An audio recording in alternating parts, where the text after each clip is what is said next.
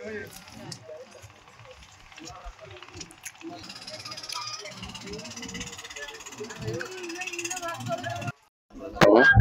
Saint Martin এর job করি। আমার বাড়ি টেকনাফ। আমাদের এখান থেকে কিছুদিন আগে বন্ধ করে দিয়েছিল সরকার সেন্ট মার্টিন যাওয়ার পথ। যাওয়া যাইতো না, কোনো লোকজন যেতে পারতো না। সেন্ট মার্টিন পুরো অচল হয়ে গেছিল বুট না যাওয়ার কারণে। বুট খুলে দিয়েছে, আমরা নিরাপত্তা ভাবে যেতে পারতেছি, মালামাল নিয়ে যেতে পারতেছি। আগে আমরা অনেক কষ্ট হয়েছিলাম কয়েকদিন। এই মায়ানমার থেকে আক্রমণ করতো, বুট যাওয়ার সময় গোলাগুলি চলতো, মানুষের ক্ষতি হতো, তাই যাওয়া আসা বন্ধ হয়ে গেছিল।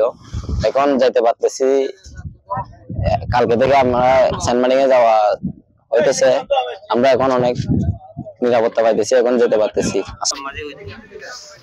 সেন্ট মার্টিনের মাঝে মায়ানমার হাড়ি থেকে আমরা যাইতে পারতেছি না, আমরা হাড়ি থেকে আমরা চলাচল করতেছি। আসসালামু আলাইকুম।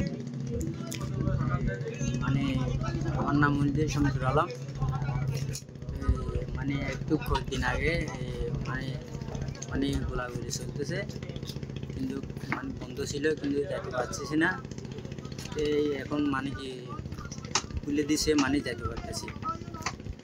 রফিক মাঝে সেন্ট মার্টিন লোক স্থানে আমরা কদিন হয়েছে যেতে পারছি না। এখন আমাদের ওয়াটার নিয়ে সমস্যা। আমাদের সেন্ট মার্টিন আমাদের বাংলাদেশ সীমান্ত দিয়ে যাইতেছি। কোস্টগার্ড বিজিবি অনুমতি দিচ্ছে। খাদ্য মাদ্য মুরগি টুরগি এগুলি নিয়ে যাইতেছি সেন্ট মার্টিন। এখানে আছি, শান্তি খাইছি, শান্তি হওয়ার পর চলে যাবো বাড়িতে।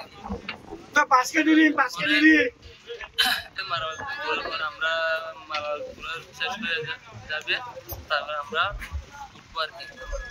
আমার বাসা হচ্ছে সেন্ট মার্টিনে। আমি এখানে পেপার নিয়ে আসছিলাম।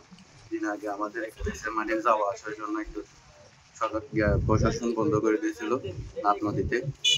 এখন কিন্তু রাস্তাতে খুলে দিয়েছে। যেতে হয় একটু কষ্ট করে, নদী মাঝখান দিয়ে যেতে হয়, সরের উপর দিয়ে। এখন যেতে একটু কষ্ট করে যেতে হয়, জোয়ার ভাড়া সিস্টেম করে জোয়ার নিয়ে যেতে হয়, জোয়ার নিয়ে আসতে হয়।